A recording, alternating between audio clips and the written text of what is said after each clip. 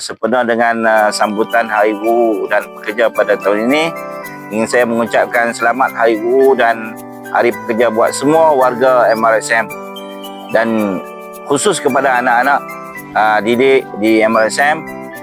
Perkara yang paling penting nak dijadikan tips ialah banyak-banyaklah kita belajar dengan guru kita dengan penuh beradab. Kenapa Imam Malik ada menyatakan bahawa ta'allam adab qabla an tata'allam ilm. Belajarlah adab sebelum kita belajar ilmu, kerana dengan adablah akan memberi satu keberkatan kepada kita.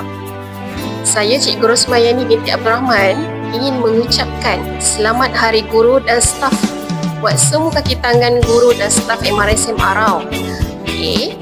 Semoga sambutan kali ini menjadi pemacu reformasi pendidikan negara. Buat semua pelajar yang disayangi, menjadi pendidik di zaman sekarang amatlah mencabar. Percayalah, seorang guru itu ikhlas mendidik demi masa depan anda. Assalamualaikum, saya Cikgu Azhar ingin mengucapkan selamat Hari Guru dan Pekerja buat semua rakan seperjuangan. Semoga kita sentiasa ikhlas dalam mendidik anak-anak kita dan menjaga amanah ini sebaiknya. Untuk anak-anak semua, semoga korang berjaya, dan hadiah yang paling besar ataupun istimewa bagi seorang guru adalah melihat korang berjaya. All the best semua. Bye. Warahmatullahi wabarakatuh. Kami mewakili Batch Exit Generation ingin mengucapkan selamat Hari Guru dan Hari Staff pada semua guru-guru MRSM Arau dan staf.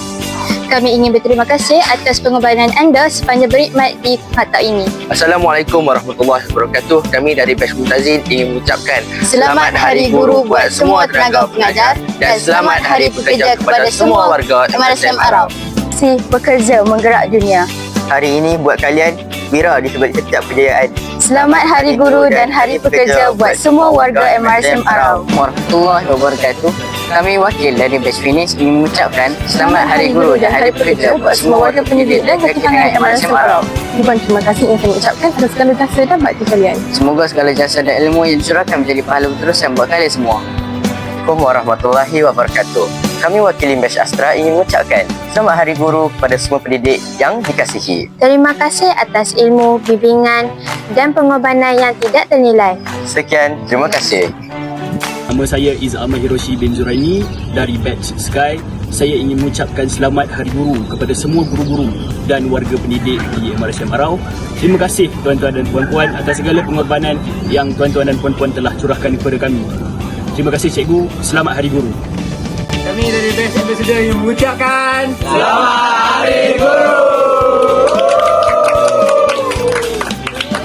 Baik, bismillahirrahmanirrahim. Assalamualaikum warahmatullahi wabarakatuh. Saya Muhammad Kimi bin Muhammad Firdaus, mantan Presiden Badan Wakil Pelajar sesi 23-24.